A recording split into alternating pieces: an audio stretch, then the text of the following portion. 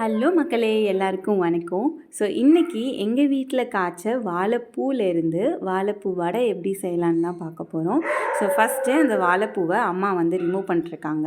கையில் தேங்காய் எண்ணெய் தடவிட்டு, ஸோ அதில் நடுவில் ஒரு ஒயிட் கலரில் ஒரு ஸ்கின் மாதிரி ஒன்று இருக்கும், அதை ரிமூவ் பண்ணிவிட்டு ஒல்லி சைஸ் தீக்குச்சி மாதிரி ஒரு ஸ்டிக் இருக்கும், ஸோ அதுவும் நம்ம ரிமூவ் பண்ணணும்.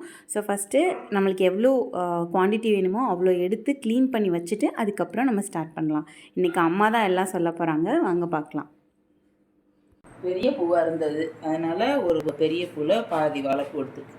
அதுக்கு ஒரு 100 கிராம் கடலைப்பருப்பு ஒரு மணி நேரம் 1.5 மணி நேரம் ஊற வச்சு எடுத்துருக்கு. அதில் ஒரு 2-3 உளுந்து கொஞ்சம் மொறுமொறுப்புக்காக ஒரு ஸ்பூன் உளுந்து இதில் ஜாயின் பண்ணியிருக்கு. இது கொஞ்சம் குறப்பாக அரைச்சி எடுத்துக்கிறேன்.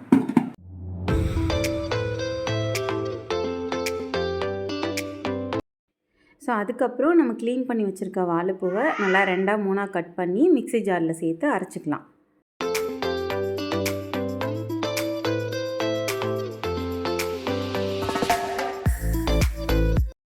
வாழைப்பூ அரைக்கும் போது நம்ம தண்ணி சேர்க்காம தான் அரைக்கணும். அதை இந்த மாதிரி கொஞ்சம் கொஞ்சமாக அரைச்சி திருப்பி விட்டு நம்ம அரைச்சிட்டே இருக்கணும்.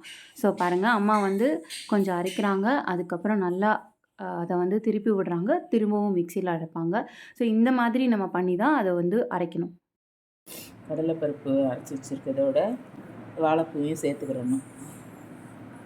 கொஞ்சம் வெங்காயம், ஒரு 2 பச்சை மிளகா, இஞ்சி, கொஞ்சம் மல்லி இலை, கொஞ்சம் கருவேப்பிலை, சோம்பு சேர்த்துக்கணும், கொஞ்சம் ஜீரகம், கொஞ்சம் பெருங்காயப்பொடி கொஞ்சம். உடம்புக்கு நல்லது. வாழைப்பூ சாப்பிடாதவங்களுக்கு இந்த மாதிரி செஞ்சு கொடுத்தா நல்லா விரும்பி சாப்பிடுவாங்க. சால்ட், அதுக்கு தேவையான அளவு சால்ட். நல்லா பிசைஞ்சு விட்டு எண்ணெயில் போட்டு பொரிச்சு எடுத்தால் வாழைப்பூ வடை ரெடி. நீங்களும் வீட்டில் செஞ்சு பாருங்கள். செஞ்சு பார்த்துட்டு எப்படி இருக்குன்னு சொல்லுங்கள்.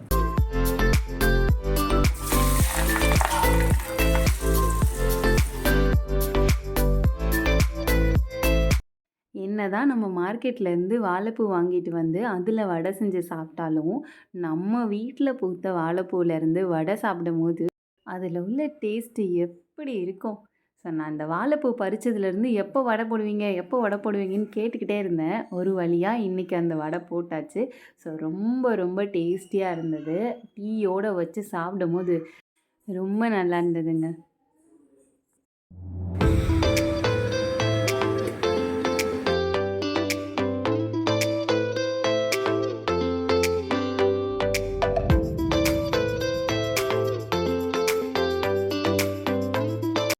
அதே வாழைப்பூ மாவை வடை மாதிரி இல்லாமல் இந்த மாதிரி பக்கோடா மாதிரி செஞ்சாலுமே நல்லாயிருக்கும்.